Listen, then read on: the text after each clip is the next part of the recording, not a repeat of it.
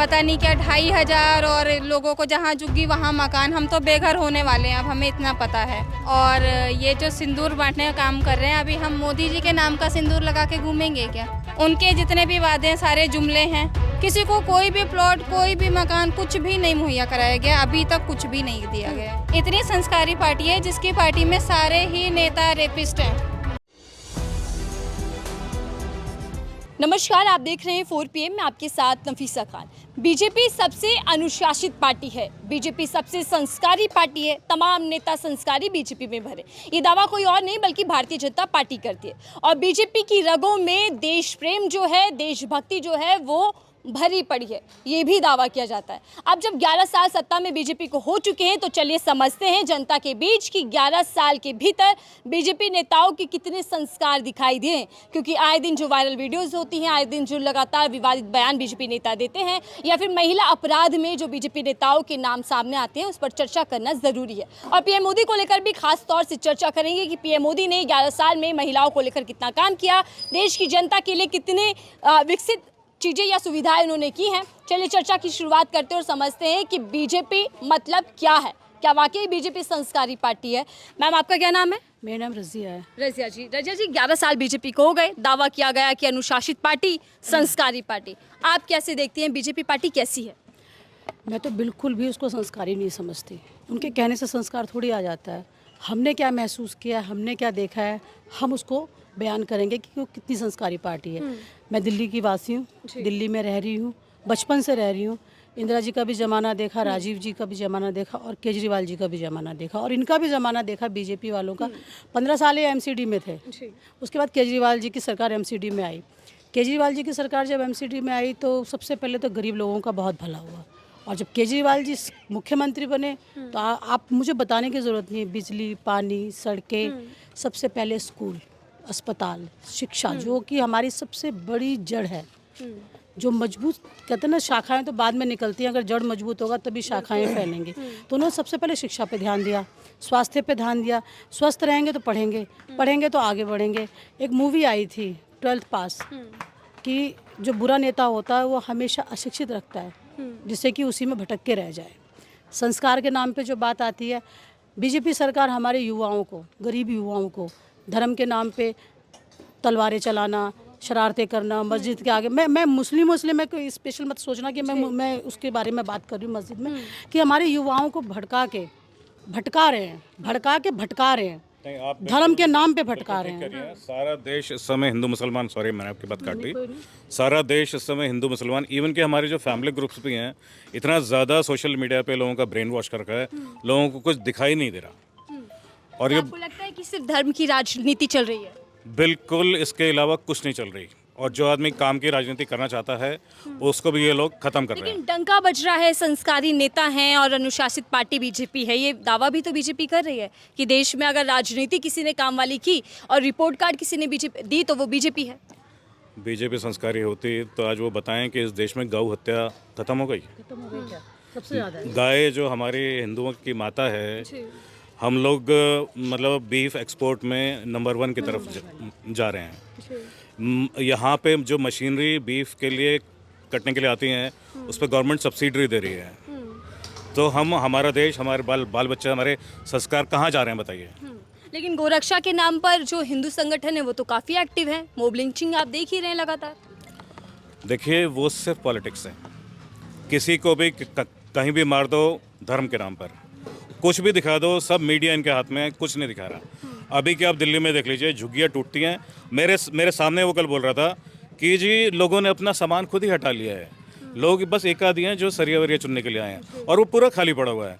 अभी जाके देखिए, बाहर सड़क पे बैठे हैं लोग, इतनी गर्मी में कहाँ जाएंगे।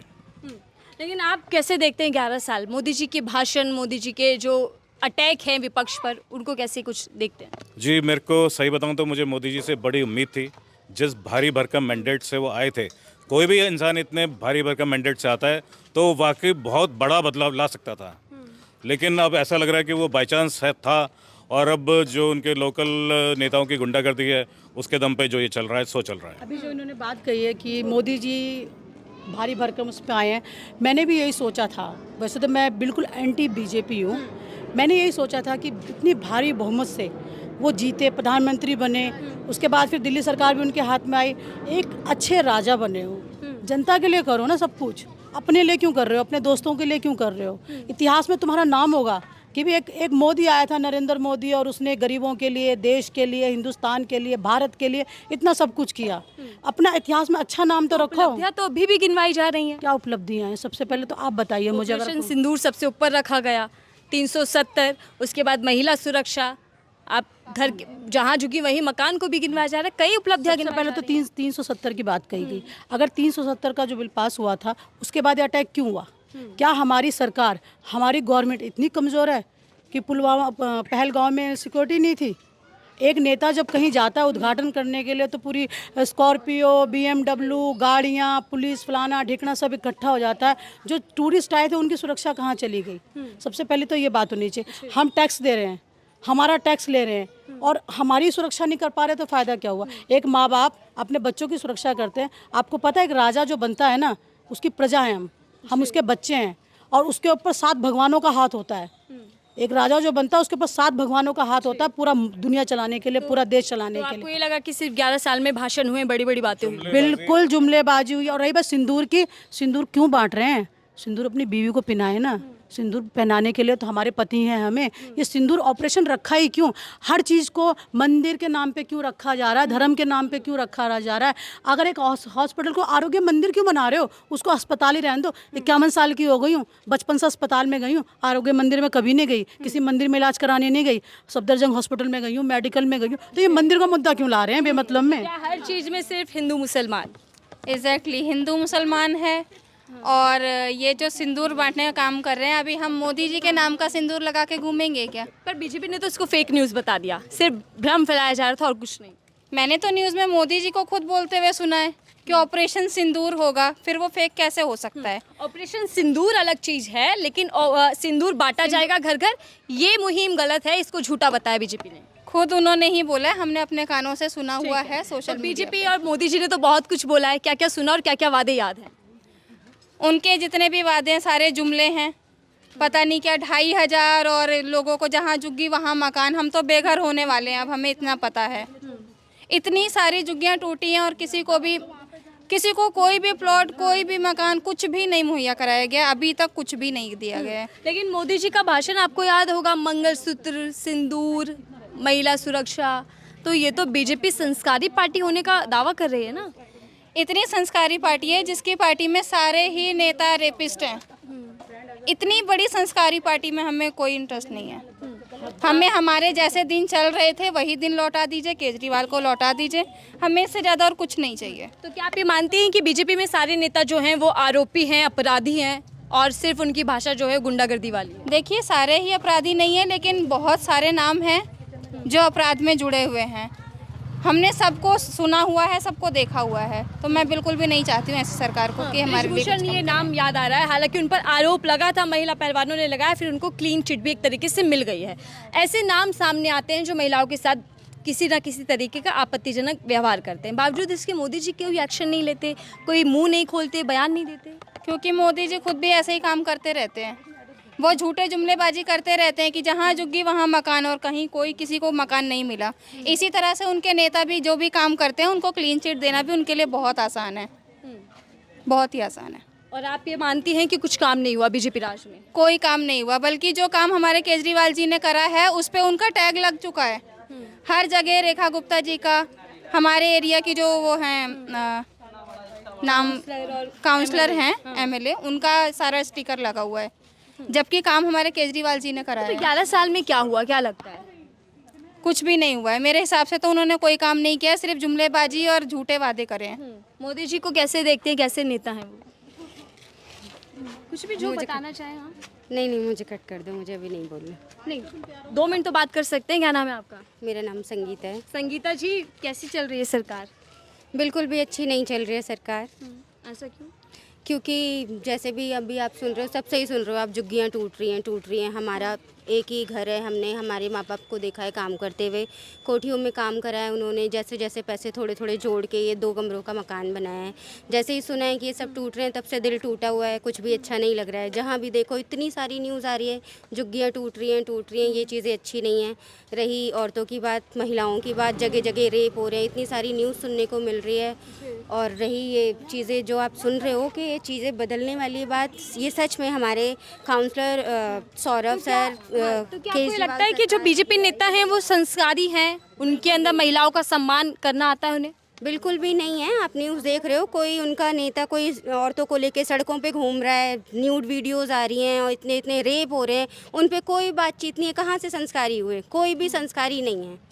लेकिन मोदी जी तो बड़ी उसमें कहते हैं कि जो महिलाओं का मान सम्मान नहीं करेगा उसको मोदी की चेतावनी है। मोदी जी भाषण देते हैं। भाषण ही तो देते हैं, सजा तो नहीं देते हैं। हमने तो कहीं सजा देते हुए नहीं देखा। हमने नहीं देखा कि मोदी सरकार ने उनको कोई सजा दी है या कुछ उनके खिलाफ एक्शन लिया है। बस भाषण ही है, सिर्फ भाषण ही है। हम तो जितना हमारी नॉलेज में है, हम भाषण ही सुन रहे हैं, इससे ज़्यादा हमने कुछ देखा ही नहीं। तो क्या बीजेपी नेताओं की जो बोली है वो खराब है?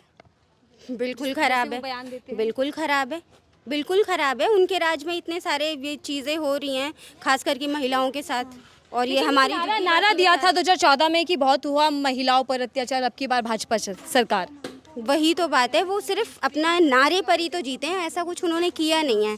सिर्फ जुमलेबाजी है, मशीन्स में गड़बड़ी है, फेक तरीके से वोट लेना है कि आपको 250 रुपये देंगे, आपका जहाँ झुग्गी में घर है आपको वहीं मकान देंगे, बस यही हुआ है। इसके अलावा फेक वादों पर वोट मांगे, फेक वादों पर वोट मांगे और गए जो हैं। वादे पूरी तरीके से खोखले हैं। बिल्कुल खोखले हैं। अम्मा जी क्या कहेंगी, मोदी सरकार कैसी है?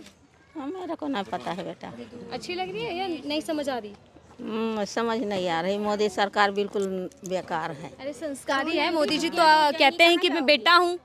बेटा हो तो हम लोग बेटी नहीं है ना, हैं? तो हमारे लोगन के लिए क्या जिम्मेदारी ली तो है, मंगलसूत्र की रक्षा मोदी जी करेंगे, सिंदूर की बात मोदी जी करते हैं, फिर किस बात का टेंशन आपको? कुछ नहीं करते हैं। क्या करते क्या हैं? ले जा रही हैं? खीरे नहीं करेले हैं? सस्ते मिल रहे हैं कि महंगे? महंगे मिलते हैं। पहले से तो महंगाई कम हुई है कि बढ़ गई है बीजेपी राज में? बढ़ ही रही है। ये लोग मेरे साथ थे जिनसे मैं जान रही थी कि क्या वाकई बीजेपी संस्कारी पार्टी है या केवल और केवल दिखाने के लिए और बताने के लिए बीजेपी खुद को अनुशासित पार्टी कहती है। क्योंकि बीजेपी नेताओं के बोल, बीजेपी नेताओं की हरकतें कैमरे पर रिकॉर्ड हो रही हैं और महिलाएं इनको भली भांति जान रही हैं और समझ रही हैं। इन महिलाओं की राय सुनकर आपको क्या कुछ समझ आ रहा है? आपकी क्या राय है? जरूर साझा कीजिएगा। देखते रहिए 4 PM। मैं थी आपके साथ नफीसा खान।